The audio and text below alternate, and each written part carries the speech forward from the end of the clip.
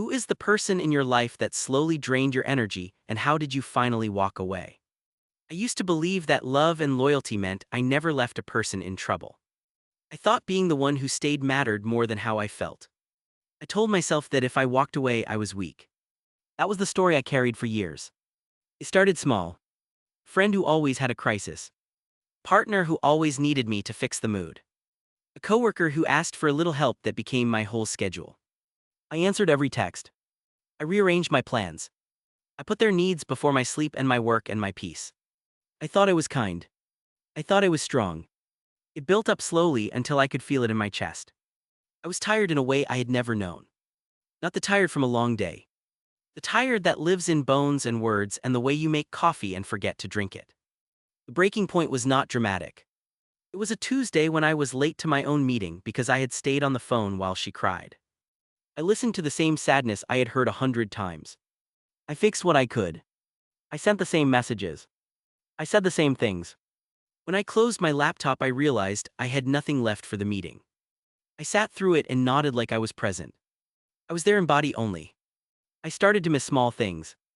I stopped calling my mother. I let my plants die. I skipped a dentist appointment I needed. I would make jokes about being exhausted to hide the shame. I told no one that the exhaustion was about one person who showed up in my life like a shadow that followed me into rooms. It was confusing because she was not cruel. She was messy and sad and very human. She asked and I gave. The more I gave, the more she believed I would always give. The more she believed that, the more her needs grew. I tried to set boundaries at first in the late night and in the small favors. I started by saying I could not do midnight calls on weekdays. She guilted me. I backed down. I tried again and explained that I needed space. She accused me of abandoning her. She cried. I stayed. I told myself the right thing was to stay. The conflict was not a fight with loud words. It was a slow erosion. It was canceling my plans twice in a row and then 3 times. It was me shrinking my life to fit inside the edges of her storms. The people around me noticed. My sister asked if I was okay. My boss said my work looked tired. I could not name the truth yet. I felt guilty for wanting not to be needed. I felt selfish when I dreamed of nights with no urgent texts. The turning point came when I realized I was parenting a person I was not meant to parent. I was cooking peace and handing it to an adult who refused to learn to make their own food. I felt sick of being the only one learning. I felt tired of giving without receiving anything like care back. One afternoon, I decided to try a hard test. I did not answer my phone for a day. I turned it off and sat with my coffee and my empty schedule. The silence was loud at first.